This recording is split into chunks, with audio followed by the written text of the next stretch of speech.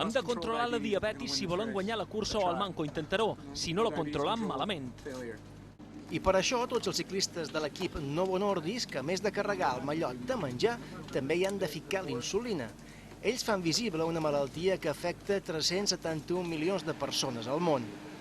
Molta gent, quan li diagnostiquen diabetis, s'enfonsen, s'enfaden, pensen que la seva vida s'ha acabat. El nostre equip vol ser un exemple perquè no tenim un corredor amb diabetis, sinó que tots som diabètics. Solo nos comprendemos entre nosotros un poquillo, ya que la otra gente pues es un poco de curiosidad y tal.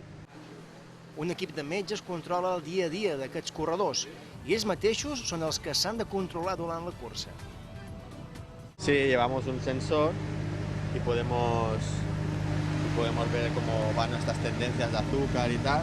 El aparatito si nos dice, oye, que estás ya en 300, no sé qué, muy alto, pues sí, tienes que inyectar un poquito de insulina, claro. Abans de començar la cursa, tots apunten en aquesta pissarra el nivell de sucre que tenen. Els nostres espanyols, en Javier i en David, estan a 105 i 117. Està bé.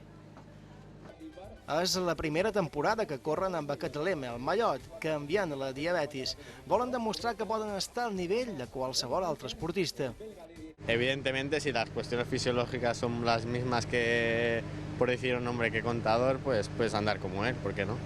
Però són un equip jove, de la categoria continental.